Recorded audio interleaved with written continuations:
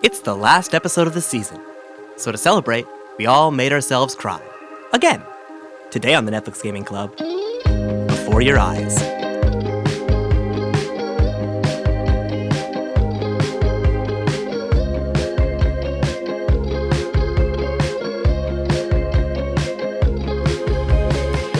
Welcome to the Netflix Gaming Club. It's a book club for video games where for one more week, we'll be playing one of the best games that's available right now for free on your phone with a Netflix subscription.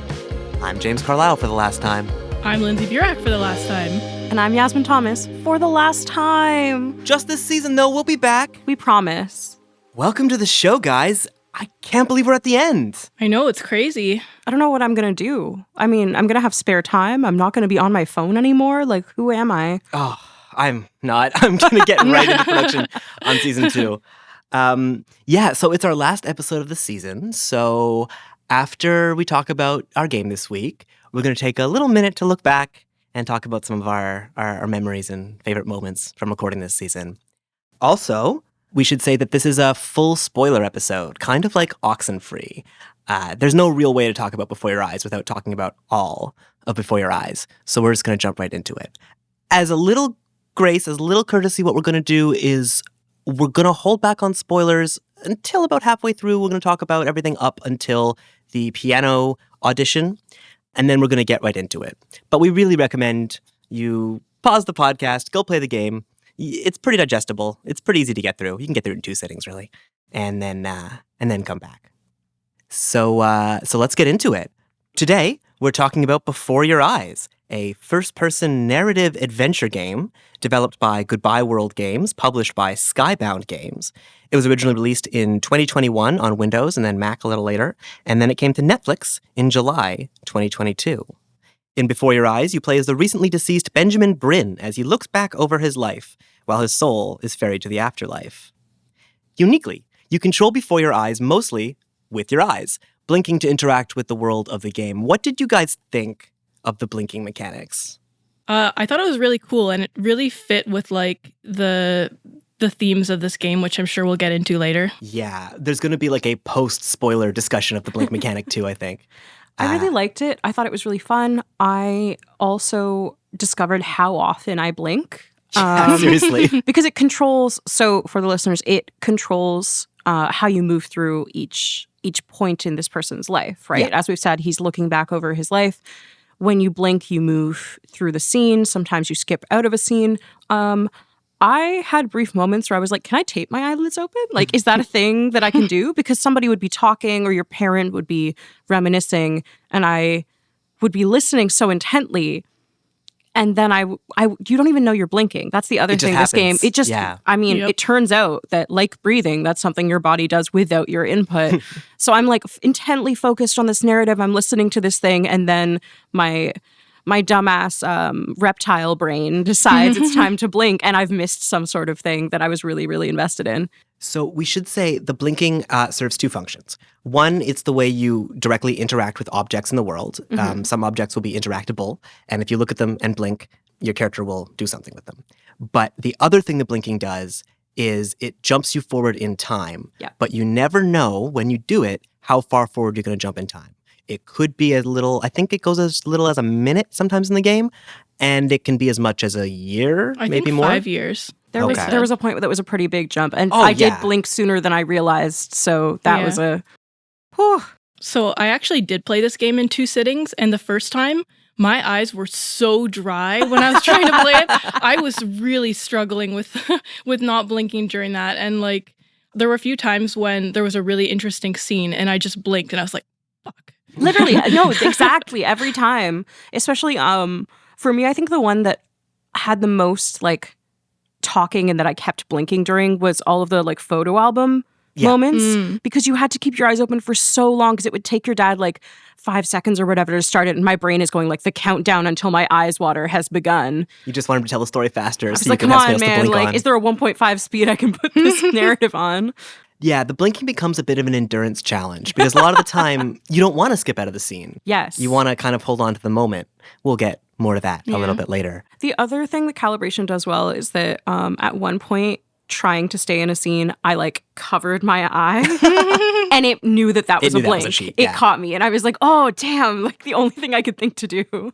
The blinking caught me all the time when I was trying to take notes. I'd look down to take notes, and then I'd get caught. I eventually figured out the rhythm to it that, like, as long as the metronome isn't on the screen, the blinking is safe. Yeah. And so I just learned to take notes when I didn't see the metronome, and sometimes I just paused the game. Yeah. Traitor.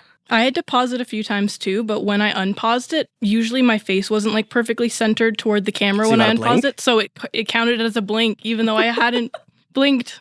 So before we scare listeners off, we should say you can turn this off and just play it as a clicky thumb game. Don't do that, but you can. It adds so much to the Yeah, experience. you though. really lose meaning if you turn off the blinks, I think. And we're going to get so much more into that. But And if you're someone who's really good at staring contests, you're going to have an amazing time. I felt like I was in a staring contest with this game the whole time. Yeah. But let's set it up a little bit more. Let's talk about what this game looks like, and then we'll get into the premise.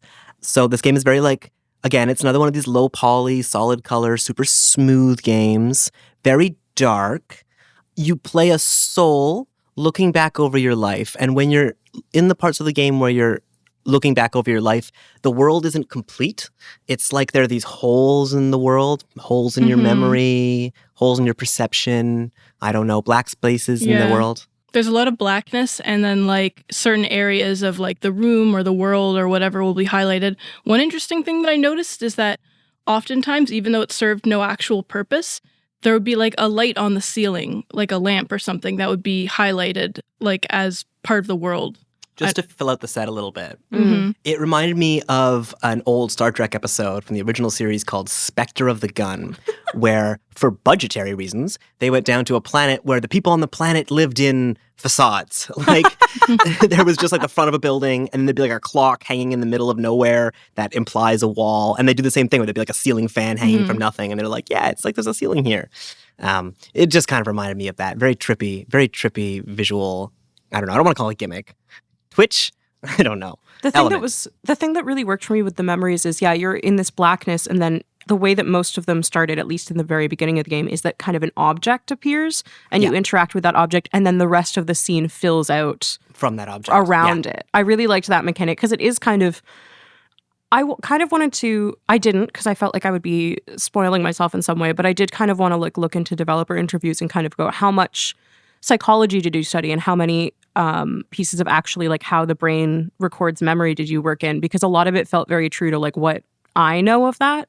Yeah, I mean, it definitely felt intentional, and this whole game has a very like, not handcrafted, but intentional feeling to it. Like, there's nothing on the screen that isn't there for a reason, right? Yeah. This game is so thematically like tight. It's not very long, and there's not a lot you can do. It's almost not a game. Yeah. I was a little bit curious when I first finished this game. I was like, "Oh, do we cover this? Is this a game or is this a story?" So I don't mean this in a derogatory way at all, but I would call this game like a walking simulator for your eyes. Oh, sure. It's like a story, but instead of like pressing a key to move forward or whatever, you're blinking to move the story forwards. But yeah, I do enjoy walking simulators, so I don't mean that in a derogatory sense at all. It's just very story-based, and you're along for the ride with the story, but there is like some gameplay elements, like you can make choices in certain parts, like blink toward one option to choose one versus another option to choose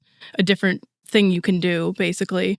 Well, ever since our Braid episode, I've been thinking about that old term, art games, again. And, like, it's a difficult term because it's really been used also derogatorily, the same way walking simulator was used. I mean, they're basically equivalent terms.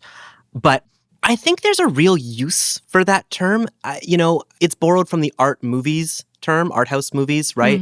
Which is just meant to say that these are movies which are meant to be engaged with metaphorically as opposed to directly in a plot sense, in the same way that art games are made to be interacted with metaphorically more than directly as a game, right? Like, I don't know. This is a capital A, capital G art game. I think this is a game.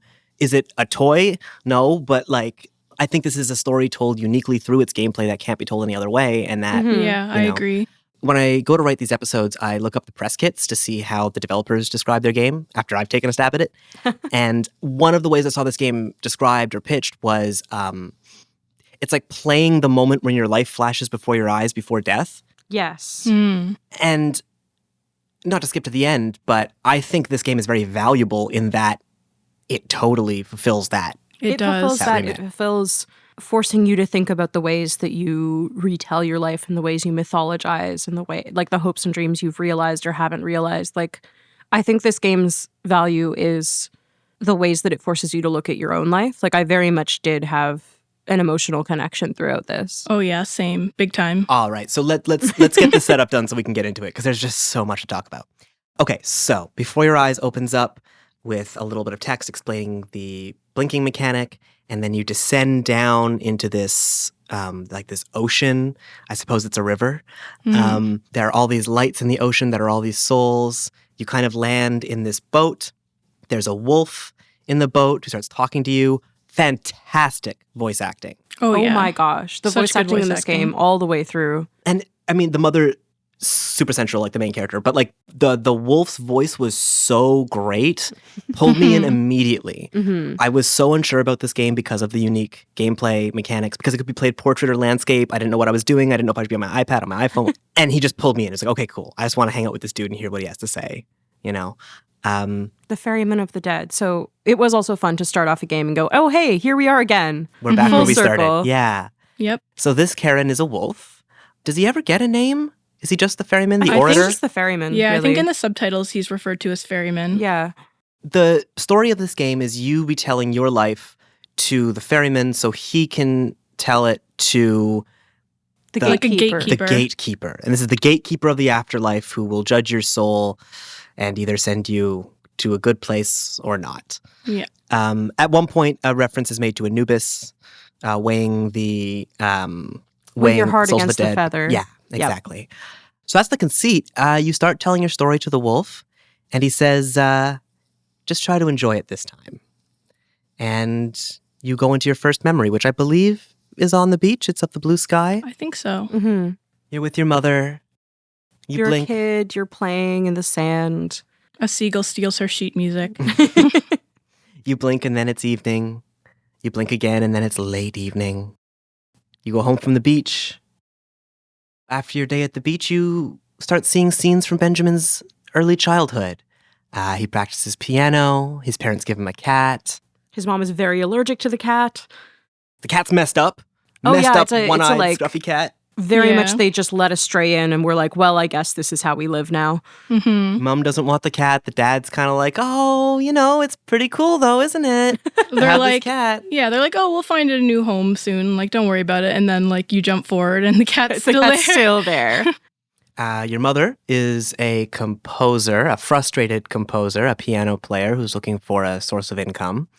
Did you catch what the father did? Do you have any idea what the father's job was? I'm not sure. We didn't really talk about him very much in the game. He was more of a sketch. He was more of a prop in your relationship with your mother that the game really centers on. hmm Like I said, you start listening to your mom play piano. I think at one point you play this little toy piano. Is that right? Yeah. Yes. Cute little toy piano. And that's when your mom realizes, oh, wait a minute, this kid actually like has potential. Yeah, you've inherited your mom's talent, and she inherited that piano talent from her father, Mhm. right? And there's this like tradition of frustrated artists in the family that you start hearing about, Mhm. Yeah. where the father always pushed the mother to be great. He wanted to be great. And there's that conversation about a magnum opus and his kind of frustrated, your grandfather, your Benny's. I guess we're all Benny today. We are all Benny today. Mhm. Your grandfather wanted to have this great work that would live on and that would make him, I mean, immortal is a weird way to argue it, but that idea of art outliving its creator to the point that the creator continues to live. Yeah. And the grandfather really wanted that and it didn't happen for him. And so his daughter became both his magnum opus and his dream for something like that. So she's also trying to create this composition that will change her life, that will change your life, that will like make something of everything he's given her. And your mom sees that potential in you. You play one of her pieces, one of her original compositions. This isn't even on the toy piano, actually. The toy piano, you show some talent, whatever. And then one of the ways this game demonstrates you growing up and the passage of time is you'll blink and the toy piano gets a little smaller, the cat gets a little bigger and smoother. Gruffier. Yeah. Scruffier. Scruffier, you say? Well, near Hard to the be end, scruffy in the beginning. near the end of the game, I was like, "Damn, that cat's scruffy now." Ernie goes through it. Yeah. But yes, you graduate from toy piano, which gets too small for you, to the real piano. And I really did like the growing of it, where the real piano's so big and you're so little. Yeah. And then like you get bigger and the piano gets more your size. But you play one of her compositions by ear and she goes, "You're talented. We can do something with this." And then you start your piano journey. You play the little piano, you play the big piano, you start working on Fur Elise. You skip forward, the calendar goes from January to like October, and you're a little bit better at Fur Elise. As someone who was forced into piano at a young age, I was just kind of like, please, God, please, let me out, let me out. I mean, Yeah. I didn't enjoy this the first time. I had that experience too. As did I. As did I. I remember that feeling of being trapped at the piano, that feeling of the hard wooden bench beneath you, and just like, this is where you live right now. The world's going on around you. Your friends are calling you and telling you to come outside. No. It's your job to stay at the piano because they paid for the piano lessons. They paid for the piano, they paid for the piano lessons. And they want what's best for you. They want to nurture your talent. And this isn't the only talent that you display. Your parents also encourage talent in, I think first they give you a camera, right? And you'll start being able to move time forward by taking pictures of elements in the room, and then things in the room will change. So you get a little classic Mac in your bedroom if anyone saw that. You go out into the backyard and you take pictures of the neighbor's house. And this little girl throwing a tantrum appears on the top of the moving van saying, "This isn't my house." So relatable. I really liked Chloe. I didn't expect to at first. In general, at the beginning of this game, I was kind of thinking, oh, I'm too smart for this. I get it. You're going to watch the cat get older, and you're going to watch you get better at piano, and you're just like going to keep blinking and getting older. And it's like, oh, life is short, whatever. I thought it was obvious. And so when the neighbor girl came in, I kind of resisted it. I was like, oh, here's the love interest. I get it. We'll grow old together over the course of our life. But she really won me over. Again, her voice acting was really great. The character was very playful, a little bit proto-manic pixie dream girl in a way. Like, definitely, I could see her growing into Ramona Flowers or whatever. Yeah. But very cute. She tells you not to talk to her. There's a scene where you're passing notes in class. She thinks of you as the weird neighbor kid, which I like. Everyone I am needs the weird neighbor kid. Everyone needs a title, You start playing video games together. So romantic. And your mom is a little suspicious. She actually says, the neighbor only doesn't care about you. She just wants to come over and play video games.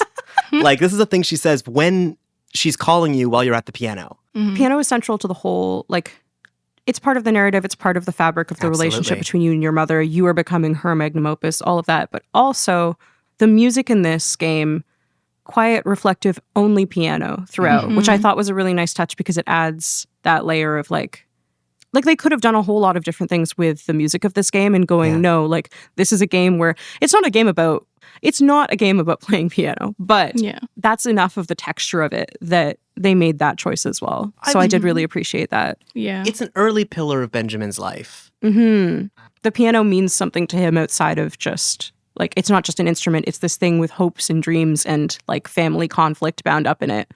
So I did like that the music was just linear, like, piano compositions, very meditative, very beautiful, like, really gets you into the kind of reflective mindset of the game pretty early on, because you're listening to it and it's kind of like gentle and soft and like drawing emotion out of you. And then you're going through someone else's life and thinking about the ways that, like, you lived yours and what did you do and what didn't you do and all of that. Like, I don't know. It's a very, like, neat and beautiful package. And, when you're that age, the idea of talent and, like, the idea of talent in the piano is like a ticket to a life. It's like something you can hold on to that is potentially a thread that's going to weave you into the person you're meant to be. It's going to give you a context for who you are in the world, right?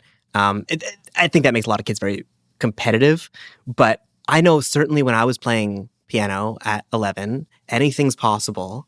And the conversation happens. Like, okay, well, do you want to do this? Like, are you going to be a piano prodigy? Is that, like, the life you want to live? And it's kind of a decision you get to make at that age and have to make at that age if it comes up. And I don't know, there's it comes with a lot of pressure and a lot of self-image. It can take over your self-image that need to be great. I know it did for me. I mean, I gave up on the piano and moved to the guitar when I was like 13 because I was 13. And also because of one of the games we might be playing next season. We'll talk about that then.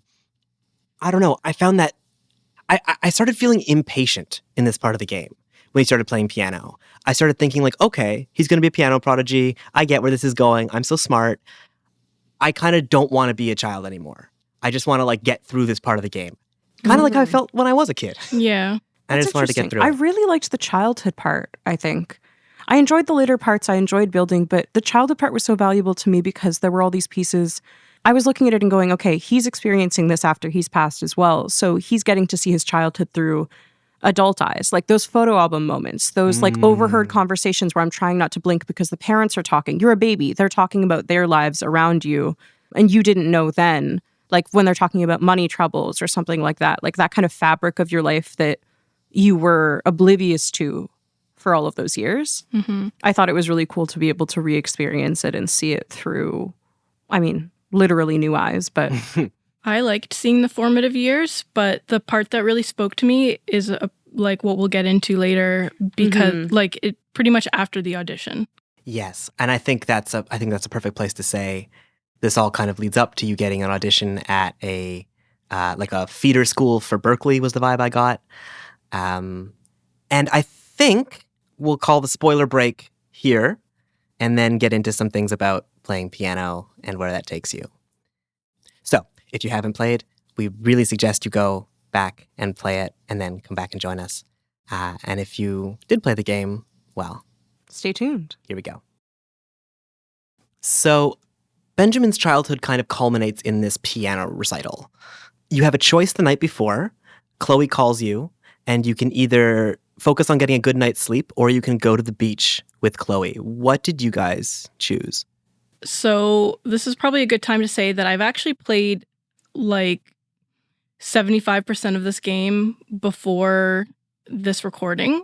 So my choice, I'm not sure if it was the same choice that I made the first time around, but knowing a little bit more about this game the second time around, I chose to go with Chloe because I felt like even though it's important to get a good night's sleep before big recitals and stuff like that, I wanted, what's her name? Benny. I wanted us to enjoy our childhood and have fun with our friends. And I think those are the things that really stick out to people when they look back on their lives is the relationships that they've formed with people. Absolutely.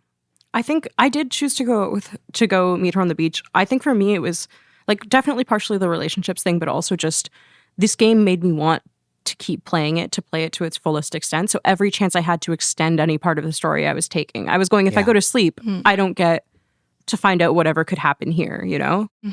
It's very interesting you say that, Yasmin, as the most extroverted person in the group.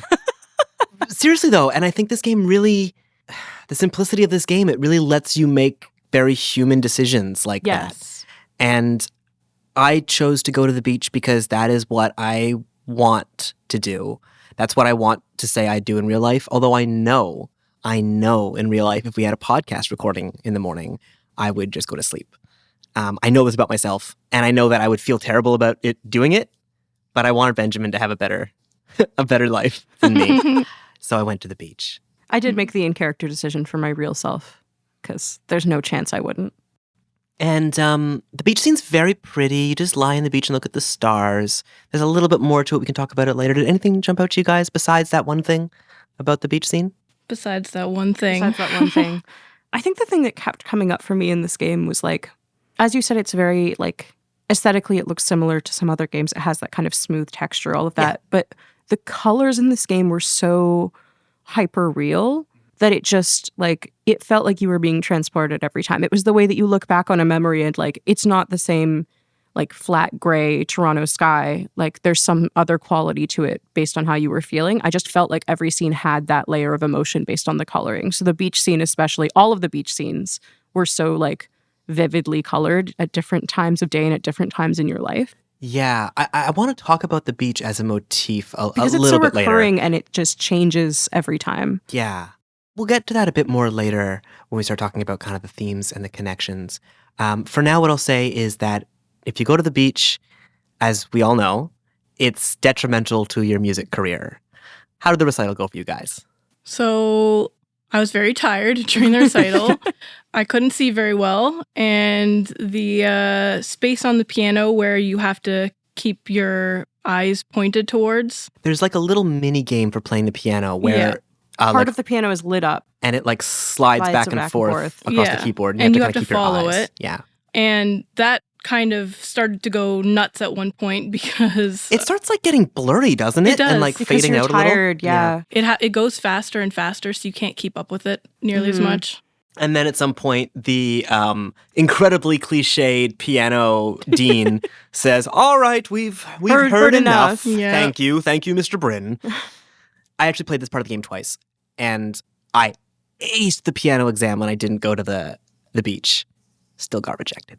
Oh, bummer. That was what like I said, I try not to look up too much, but I got really curious about the recital scene because like I went out and I was tired, but I was going, I feel like with everything riding on this and like with the way that like you have generations of pressure riding on this moment, I kind of went, is there any way that you make it? And per Google, no matter what, you fail that recital, whether you make that connection with Chloe or not. So you don't become the piano prodigy that your mom hoped you would. And that your grandfather somehow would. also hoped. Yeah.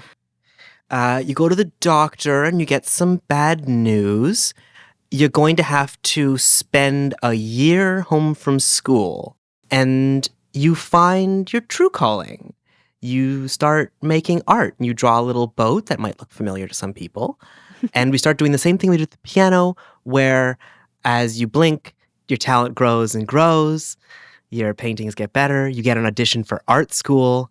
And this one goes a little differently. See, this is the part that I was talking about earlier about what like really spoke to me the most in the game. At this point in the game, my thoughts were that the story was going to lead into a discussion of like passion versus legacy, basically. Like, what should you strive for? Like, I thought it might become like a, should you continue to practice piano and do what your family like has been raising you to be, or should you pursue your own passions and kind of thing? And that really spoke to me as like someone who went through a lot of the same things. Like I was made to do piano lessons growing up that I wasn't really fond of at all, and I hated practicing it and stuff. And at one point I wanted to be an artist before I was a writer. And like it felt very familiar to me. And then as the story went on and it became more and more like deep and strayed a little bit further from where I initially thought the story was going to go, like it just became even more like emotional for me. But it is the value of the game. Like you get all these moments where so many pieces of this are relatable. I mean, all three of us, suffered through childhood piano lessons, but I think whether you have that or not, the ways that this game talks about, like parental, I don't want to say trauma, but like the pressures, the way that your parents are present in your life, even when they're not there. Like you were saying, like legacy versus passion, like developing your own self versus doing, like trying to live up to the things other people want for you. All of these themes are so present in the game and make you really think about your life and both project and learn from the character. So your art career takes off. You get to make some decisions about what kind of artist you want to be. The whole time you're making these art pieces by like randomly capturing like items from around the world and then like stamping them onto a canvas. I thought our art sucked. I thought it was terrible. I liked some of my art. I took screenshots of a few of the ones that I compiled because I was like, this is cute. Like they're not like mind-blowing, like you're going to become famous and everyone's going to pay like millions of dollars for your paintings kind of art, but they're very cute. Well, also, if we're talking you're not going to become famous and people will pay millions of dollars, like there's no guarantees. Your art can look like shit and you can still make millions of dollars. I'm talking point. to you, Jeff Koons. I'm talking directly to you. And we'll be airing further grievances in season 2. We'll all have a list by next season, yeah. Your career goes on. You get rich. You have wine with your mom and she tells you, you fulfilled all of my dreams for you. Good job. You're rich now. You get a phone call from her where she goes, oh, I'm dying. Oh, I'm so sad. And then she dies and you go to her funeral and you paint some more work based on her. And then you get even more famous. And then it's the end of your life and Chloe shows up and she's like, oh, you're so famous. You're such a good artist. Your mom's famous too now. And then the wolf says, wow, What a famous beautiful artist. story. I'm going to be rich or something. And then he starts asking you questions about the life you told him about. You know, did you think your mom pushed you too hard? Were you a lonely kid? You know, questions like that. What did you think of, who was Chloe to you? You know, was she your first love? Was she your best friend? Then he starts telling your story back. And then all these, like, seagulls come.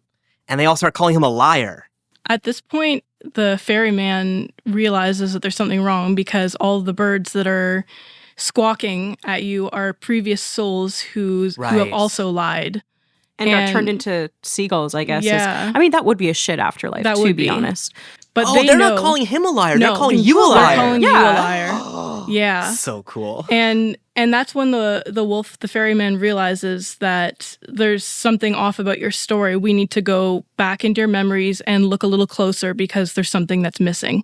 First, he does a very cute howling thing. But yes, he yeah, does yeah. do a cute howl. I get the sense you were really into the wolf guy. I loved him. Oh my God. Just him getting on all fours and howling at the birds and like becoming an actual wolf. It's Yeah. like he forgets that you're in the afterlife. He forgets that he can. It's very cute. It is cute. Anyway, yes, this was not the story of your life that you've told. Well, it was a story, absolutely. It's but a story that you wrote about your life. So you go back over your life again. and the wolf tells you to look at the things that you don't want to look at. And you can go back to some scenes that we didn't talk about so much earlier, but these endurance scenes where you can't blink, where they're like daring you not to blink, where like a phone's ringing and you're really slowly walking up to the phone, just these little moments. You go back over them and you start getting slightly more details about Benjamin's life. And I wasn't clear on this point. I think this is the divergence point, but it's not that you're going to be home in your bed for a year. It's that you're really sick. It's terminal. Yeah. You're dying. And the story you told was a story that Benjamin wrote about himself While before he in bed died. sick. Yeah, he gets access to a typewriter. I think it was his grandfather's typewriter, maybe. His mom gives it to him, yeah. And she said that she used to write lyrics on it. And so he starts typing and he writes the story of what his life could have been. And what he thought his life was going to be, right? Yeah. And the fact that the game accelerated so much in the second half of his life and everything just kind of went great and was exactly what you expected. Makes perfect sense. The fact that it was a little childish, it's the dreams of a child. Yeah.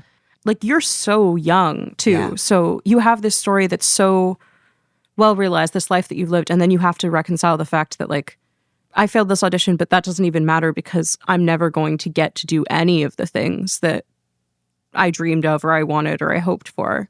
And that's like, that point of the game is where this is pretty much where I left off, is when he first got the typewriter and he was just starting to type things on it. So I missed like the big reveal the first time I played this game and didn't finish it. Yeah. But when I came back the second time, like, it kind of hit me like a truck because, again, like, it was very relatable to me, like wanting to originally be an artist, ending up being a writer, which is kind of the last thing that he did with his life. It is. It is, isn't it? Yeah. And then it all just culminating in what happened after that, which was his mom writing a counter story about what he was really like and how valuable he was as himself without all that mythologizing. Exactly. Right, because the story you tell the wolf, including the feelings you have about Chloe and your mom and growing up, that all is part of the story that you wrote that your mom actually gets to read before you die. And the last section of your life in the game is all these characters kind of coming back to you after hearing how you felt about your life and how they reacted to it. What kind of things did you guys say? Did you say that you were a lonely child? Did you say that your mother pushed you too hard? I said that she was encouraging, even though I felt like it wasn't quite true. I just didn't want to, like, have my memory of her be bad. But I did say that I was a lonely child, and I really, really regretted it because of how it affected the mom. Yeah. So the mother and the father's relationship is very interesting. The father is kind of this cheerleader throughout your whole life who's just kind of trying to keep everybody, you know, together and happy. He's very easygoing. He's kind of like got that middle child personality where he'll just like fill in the gaps and make sure everything works. He thinks your mom's pushing you a little too hard. They have a couple arguments about it, but he doesn't intervene because everything seems to be okay. Like, stuff like that. Yeah, he's the glue. He's the peacemaker. And in my game, in the part where your family and your friends start coming to say goodbye to you, it started with another overheard conversation where his mom was saying, or Benjamin's mom is saying, like, I just can't face it. I can't go in there. I can't look at him. And your father's like, it's okay. Just try. Just be strong, you know? I think that was the part where she had read the story and was like, I can't talk to him about this. Like, I cannot do this right now. And before the reveal of, like, he was really sick, that seemed like almost like dismissive of her. Like, did she really hate his story that much? But then you realize it wasn't about her hating the story. It was about her realizing that her child feels unfulfilled in his life. Yeah. The other person who comes to see you is Chloe. And Chloe brings you a letter. What did you guys say about Chloe in your stories? Did you say that she was your first love or your best friend? I said she was my first love. I said best friend. I said first love as well. Let's start with you, Yasmin. Yasmin, what did Chloe's letter say to you? I mean, I don't think her letter differs that much. Like, I guess your reaction to it differs based on what you say. Oh, interesting. I feel like it must differ because of what mine said. So Chloe gives you a letter. After she says it's kind of weird that you called her first love a little bit earlier, she gives you a letter and it opens up and it just says, you were my first love. Yeah, you were my first love too. Is that not what Chloe said to you? She talked about love a bit, but it was more like I really value, like, our friendship kind of thing. So I guess the best friend thing does twist it. I thought she was just going to be, I don't know why. I think because the piano recital is the same. I just kind of felt like probably the letter's the same no matter what my bad. Well, no. I mean, I guess she's reacting to you, right? Right. Like, it would be weird if she said you were my first love. If you didn't say that about her. You could say that, though. Like, there's people in my life where I'm like, I know I had a deeper feeling for you than you did for me. That's real, too. Oh, that would be like the hardest ending for this. This game is already so so hard, yeah. No, I did say my mom was encouraging, though. I wish I'd said that. And I didn't say lonely child, because at that point, I think the thing for me is that the mom in the game felt both so real and like, almost, I know that she's your mom and that she's trying to protect you in all these ways, but she felt like someone to protect for me in some ways. So when I had those moments, I kind of wanted to make things easier on her. Because also by that point, like, this woman has sat through, like, not only kind of not being able to fulfill her dreams, but like her kid is dying young as heck and she's having to reconcile that. Like, I just didn't want to, I felt like she was hurt. So I just kind of wanted to make it easier. This game is so hard on the mother. It really doesn't set her, I mean, like, it's not her fault that she's allergic to your cat best friend. And I don't know, I think you hit the nail on the head. I mean, I think your father teaches you to kind of protect her just in the way he interacts with her, you know? And she's willing to make all these, like, she has this pressure or this, like, dream for you, obviously, with the, like, piano prodigy hopes. But she also just, like, she protects you. She makes sacrifices for you. Like, she's allergic to a cat, but you fall in love with a cat, so you get a cat. Yeah. And she sneezes for, a decade. Like, she's willing to, there's all these different things that she's willing to do for you. I just always felt, like, by that point in the game, I was genuinely like, I just want to give her whatever piece I can. Yeah, that's why I regretted saying that I was lonely because of, like, how sad it made her. Because she was, like, the ideal mom to me in this story, I think. Really?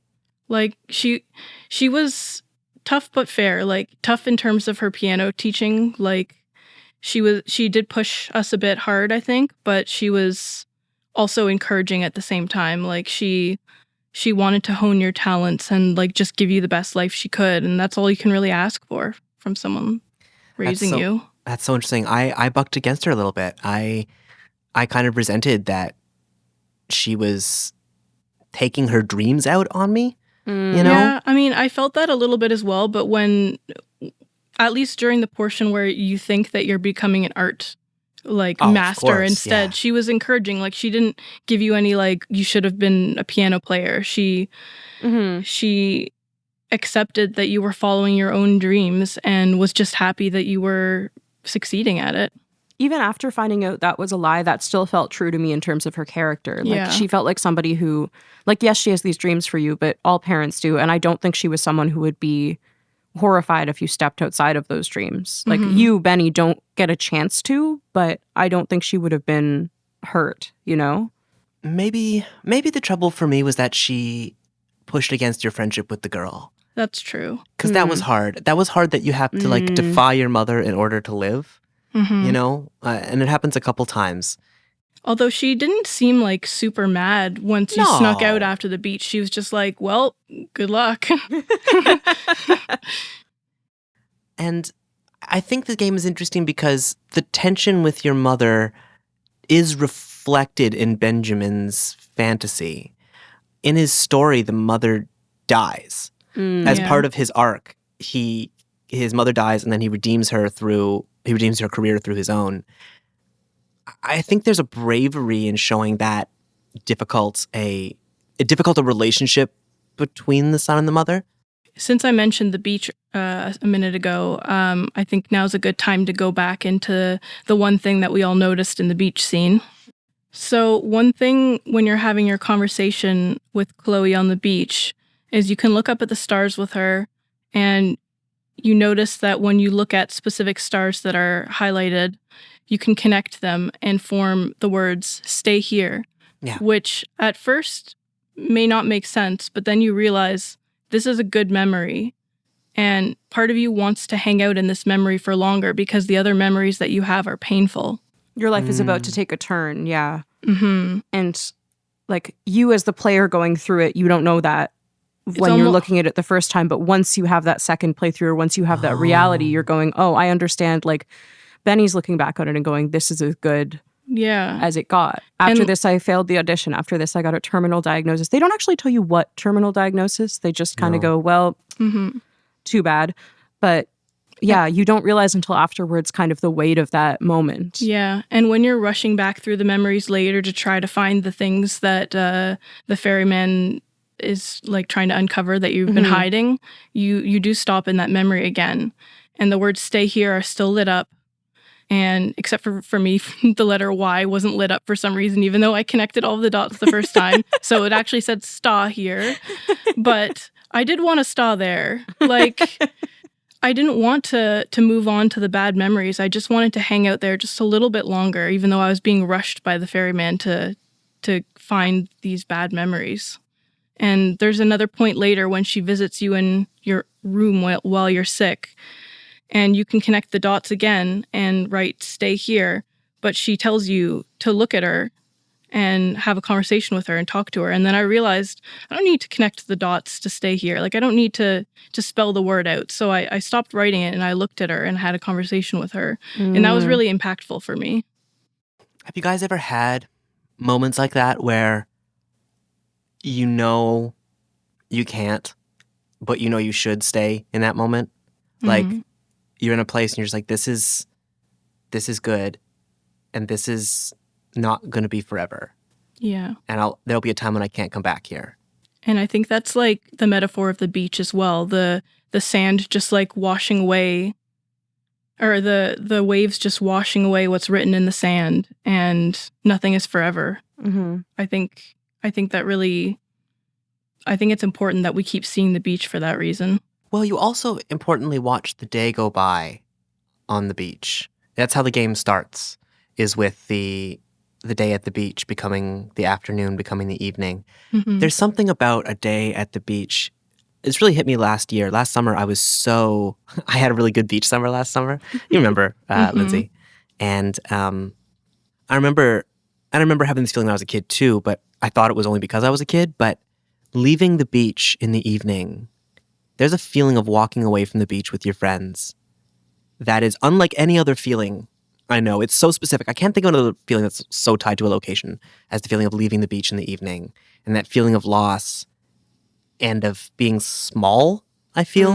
When the day goes by on the beach, when the sun goes down, there's an immutability about that. There's nothing you can say. There's nothing you can do. The beach, a day at the beach is a life, you know, and the position of the sun, the heat, the feeling of youth. There's just something about the feeling of walking home from the beach that I feel is like the most mortal I ever feel. Mm.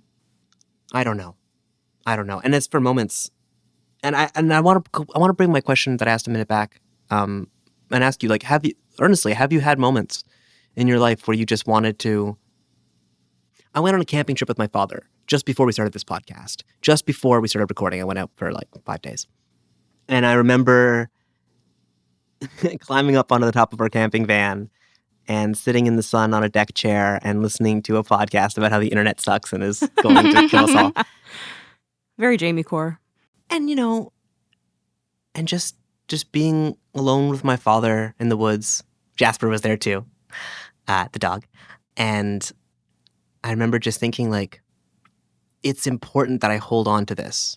It's important that I don't leave this moment. I should live in this moment. And maybe if I hold on just enough, it'll never end. And I'll be here forever with my dad. Yeah. I have moments like those where I just feel like if I don't savor this right now, like, one of my biggest fears is that I don't have a very strong memory. Mm-hmm. And so if I'm not enjoying the moment in that moment and really valuing it, then I feel like it becomes lost to me because I just don't have strong memories of what it felt like to be in that moment. And those fears were definitely played upon in this game with the whole like blink and you've moved forward a year in your life, because that's what it feels like when I look back on my memories and when I look forward to my future. And like another thing that's a huge fear of mine is leaving this world without leaving anything behind. It doesn't have to be necessarily a masterpiece, but I want to leave something behind that is, I guess, my own legacy. And having your life cut short before you have the chance to do that could happen to anybody at any time. And like the relationships that you could lose along the way, like your family, like as they're aging and all the people around you, just this whole game really, really played on my fears and it made me cry a lot at the end. Oh. Yeah. I think the thing for me that was the most valuable about this game is that like your first pass is the self mythology, the like a child's dreams of what his life could be if he didn't have this terminal illness. Like, I'm going to be great. Like, I'm going to get the girl. Like, everything's going to be good. And then you have the second pass, which is real and it's hard. And all you can do is think about what you're missing. And then you have your mom's reflection on your life, which is that, yes, this happened. And yes, you didn't get to live that long, but like you made other people's lives more worthwhile just by being who you are. And that piece was really, really valuable for me. Yeah. That's what I really need to take away from this game is that I don't need to leave behind a masterpiece. I need to leave behind an impression on my loved ones that their lives are better. The idea of like leave this place a little bit better than you found it, you know? Like that was, they taught us that in like elementary school, just to pick up litter, but I've always thought of that as a more of a life philosophy. Like leave this place a little better than you found it. Like try and be there for the people in your life in a way that improves their lives. Even if you just like meet someone as a one-off, like try and leave them feeling a little bit better. Just all of the different little ways that you can kind of have an effect on the world. Yeah. But I think the sentence I wrote first when I was thinking about this game was just the life you dream of living and the life that you live are both equally valuable and worthwhile. And I think this game does a good job of kind of making you think, okay, like there's the way I wish things could go and there's the regrets that I have and all of that. But what I've done is just as worth it. And what I've accomplished so far is just as valuable as all of these things that didn't happen. Like you have to reframe it. You have to give yourself that honesty and that respect almost. Because I do think the fake life he dreams of, like it's great, but it's not kind to yourself to be caught up in a version of yourself that can't exist or a version of your life that you wish had happened. Like you have to just live the life you have and not only accept it, but like elevate it to that point as well.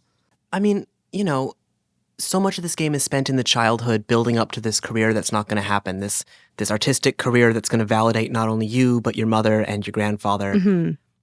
There's all this anticipation for this career that's an illusion, right? Like, and even if the second half of the story did happen, even if he had that career, I think it's still an illusion. It's still, as it is for all of us, as this future, this successful future where we finally understand our context of who we were in the world. That's all stealing from you the time you have right now. Exactly. And so what can you do but stay in the moment, but stay here? Stay here. I did also think it was interesting to, like you were asking if we have these moments. I have those moments more so while I'm in them. Like I can be in a moment and just kind of go like, I wish I could stay here forever. But it was interesting that with this game, the stay here, that's him looking back. I don't think I have the same feeling about memories. Like once I've lived something, once it's over, I'm going, oh, that was great. But like there will be more things in future. I guess for him, obviously, he's dead, there aren't.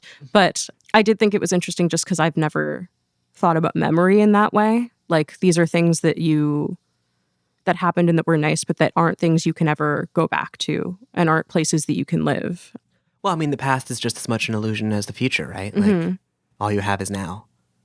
I will say I really like the way this game ended, where through the whole game, you're trying so hard. The game trains you to hold on to the moment by holding your eyes open and dares you to hold your eyes open. And then at the very end of the game, once you've gone through the gatekeeper and you've been accepted, then the last thing you have to do is finally just close your eyes. And listen. One thing that I also really liked about near the very end was during the scene where your mother is reading her story to you. And you are supposed to keep your eyes open. I was crying through that part, so it was really hard to keep my eyes open. And I kept blinking, but it kept flipping back and forth between her reading the story and the ferryman telling the exact same story. And I think that was really well done and very well placed because I think that's where a lot of people are going to be crying when they're watching that part of the game. I liked that the game made sure you fully experience that. Yeah, no matter if you're blinking or not, you get the full scope of the ending. I agree. Well, I think that's a good place as any to leave it there. There is so much more to say about this game. We could talk for another 2 hours, but I think I'm just going to say that I recommend you go and you play this game and you let it take you where it takes you. Experience it for yourself. How about you Cry guys? a little, Would you guys? It seems almost sacrosanct, but would you guys recommend For Your Eyes? I would recommend it, and I would recommend it to everybody because I think the lesson that the game teaches you is a really important lesson for every single person to learn. I think this is the one that we can, kind of blanket recommend because this one there isn't a level of skill or frustration that you're going to be dealing with. There isn't a particular, sure, not everyone, but most people have a phone with a front-facing camera and the ability to blink. And even if you don't have the ability to blink, you can click through. But it's a really beautiful story. It's a really beautiful reflection on life and how we're living it. And I think, there's something valuable in it for everyone. All right, so that's gonna do it for Before Your Eyes for the last full game of our season. We're gonna take a quick break, and then we're gonna come back with the B-side, where we're going to look back at our first season and talk about some of our favorite moments.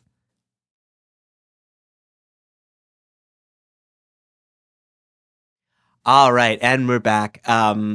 So we can't end on that note. Listen, I loved Before Your Eyes. It has so much to say. Definitely go play it, but we cannot end on that note. So I thought we'd take a minute and look back at some of our favorite games we played this season, and then maybe some of our favorite moments just recording the show.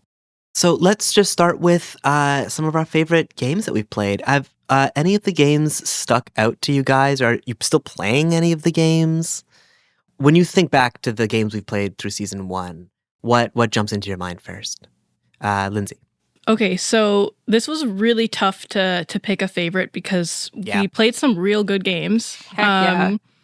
But I think the one that comes out on top for me is maybe Case of the Golden Idol. Nice. I really liked that one. I like thinking games because I'm very uncoordinated. So it's The hand-eye easier for response me. time Yeah. problem. I have that as well. Like, it's just, there's so much to that game while being like really compact and easy to consume as well. It's kind of short, but like feels long. Yeah. You know? Yeah, I agree. And like, I just really like investigation type games where you have to like solve something and like piece things together. Like, that's just really fun for me. Can't I wait think for the sequel. for me, that was my favorite game, but I think the game with the biggest emotional impact for me was Before Your Eyes. Of But course. I won't sit with I won't ruminate on that We can't go because back there. we've been through that already. We're done. But special mentions to Paper Trail, Braid, and Oxenfree as well. Paper Trail, I really loved just such a unique game mechanic of folding the screen to do a puzzle game. Like, I didn't finish that game, but I think about it a lot, and I really want to go back and finish it. Braid, loved it. I'm not as great at the actual like gameplay portion just because I am uncoordinated. But the actual puzzle solving part of it was just really up my alley. And Oxenfree being like a horror story based game, those are like my favorite things. So those games all get honorable mentions for me for sure. I still think about Clarissa. Yeah. How about you, Yasmin? So the game that I kept playing the longest was Game Dev Tycoon. Yeah. Because super fun. I really liked kind of like playing the market and getting to figure out, you know, which things give you like a huge edge, which things aren't worth doing, all of that kind of stuff. Like, it's a puzzle in a different way. And I kept playing because I had only made it, you know, into the like mid 2000s of gaming history. And I was like, there's a whole other like 15 years at least for me to get through.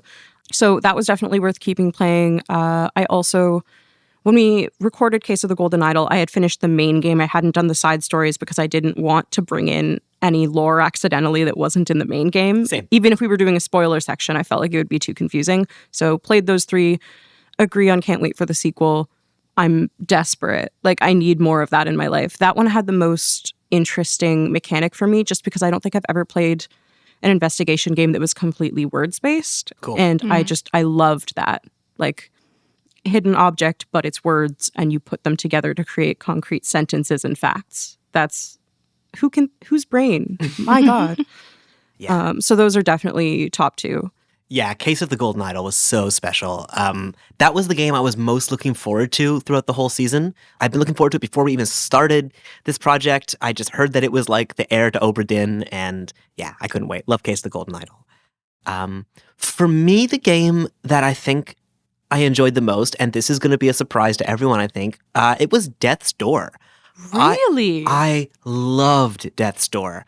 I loved it so much, I kind of want to go back and do another episode where we all are on controllers and play more of it. I think that game was just so cute, so full of life, so rich as an not as an RPG, as an action game, as an action adventure game. Like, in terms of games you can play on your phone, it felt so close to Dark Souls in such a great way.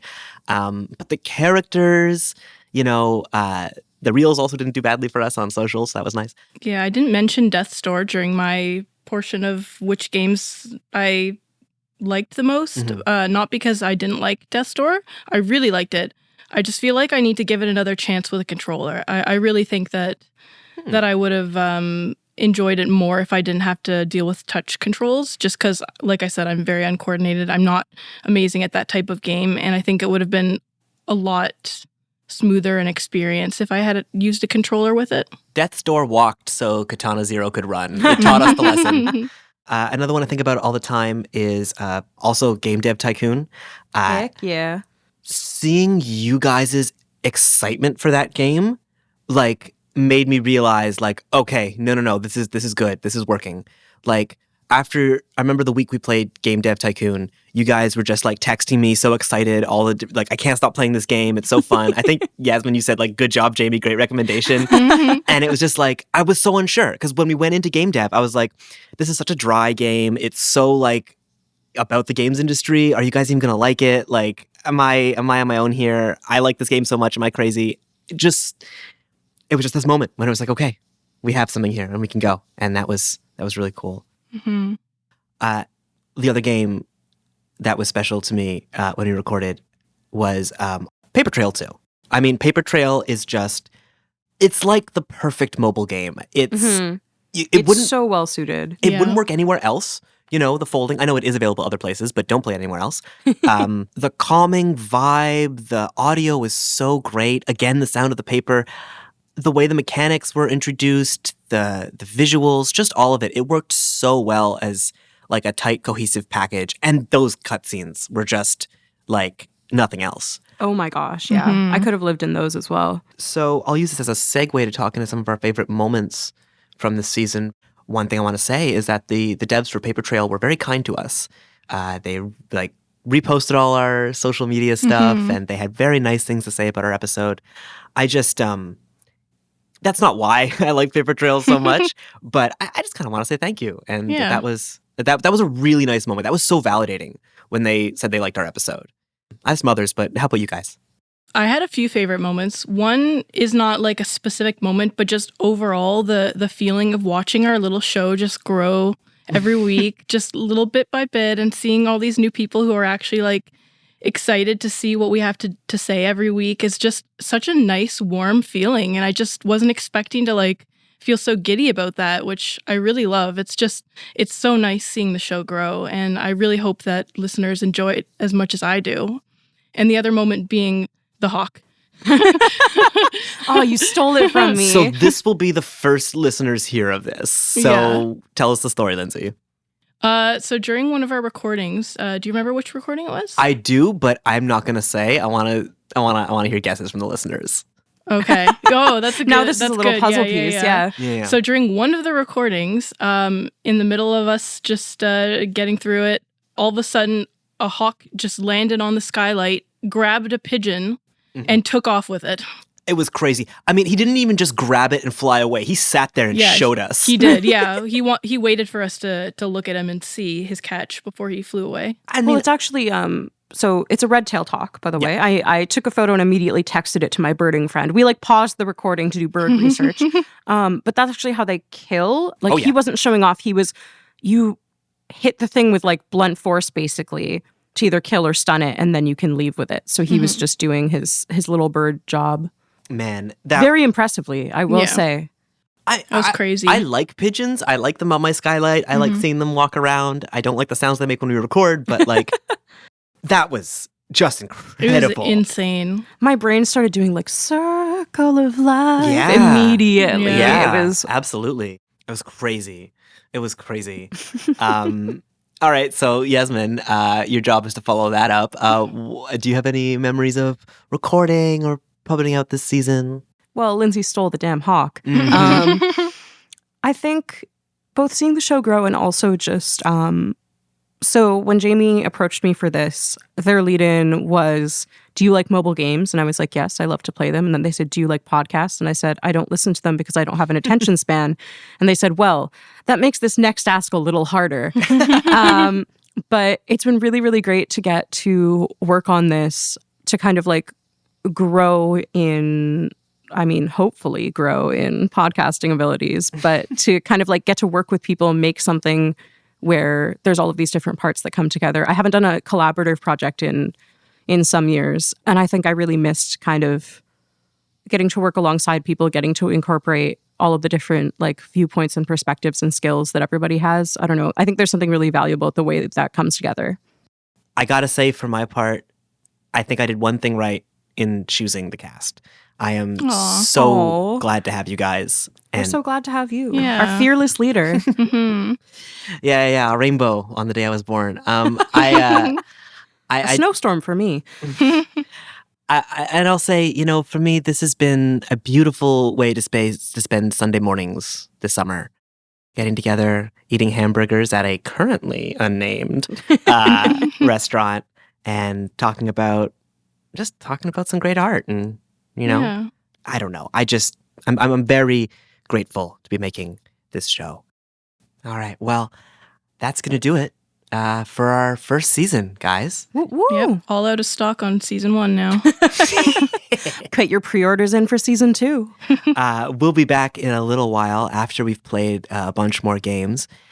But first, I just want to say thank you so much for listening. Whether this is the first episode you listened to or you've been with us for all 10 weeks, thank you so much for giving us just a little piece of your day and making this show real. It wouldn't be anything if it wasn't for you. So thank you. With that, all I'd love to say is keep an eye on our social media.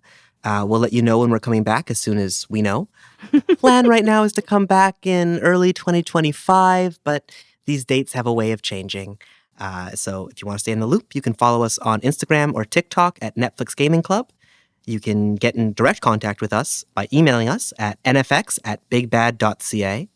If you'd like to help us grow the show, even between seasons, the most helpful thing you can do is to tell your friends. The easiest thing you can do is to give us 5 stars on your podcast player of choice. All right, that's it for season 1. We'll see you guys next season. Goodbye. Bye, everybody. The Netflix Gaming Club is produced by Big Bad Audio and engineered by Andrew Blythe. The show is hosted by Lindsay Burak, James Carlisle, and myself, Yasmin Thomas. We'd like to thank the High Loves for the use of our theme song, Sure of It. Check them out wherever you listen to music. As always, if you like what you hear and want to help us grow, please rate us on Apple or Spotify. The higher, the better. And if you're not into public declarations of affection, you can always tell a friend or find someone to play these games together with, and we'll be here for you guys after you do. Special thanks to Wendy Pretty, Rob Schulte, and the Netflix Gamers Discord community. Thank you for listening, and we'll see you next time. The developer is Thekla Inc., but considering that the director, producer, and designer, and programmer, and writer are all Jonathan Blow, with a couple other names on the artists and programmers list, it's self-published. It's a Blow game. So, holy fucking shit. An eagle just killed a pigeon on our skylight. What the hell? Wait, holy Andrew, shit. take a look at this. No, like dead ass. Whoa, dude. That's a peregrine falcon. Holy fuck. I'm taking so many photographs right now. Look at you. Oh my god. Yeah! Did you get that? Oh. Did one of you get that? That's No, I was just crazy. saying, I got it like With one leg up in the air, ready to go. Sick. Bro, what the fuck? Well, there's our Yo! See? podcast mascot. Holy shit! Okay. That's crazy. That was insane! Wow. I thought you were just holy fucking shitting the witness, and then, like, because I saw, like, a wing, but from my angle, it was just, like, the pigeon's wing, which is, like, a normal thing to see. No, it was the Jesus. dead pigeon under the falcon's hand. That was just Holy like, shit! all right, one more time.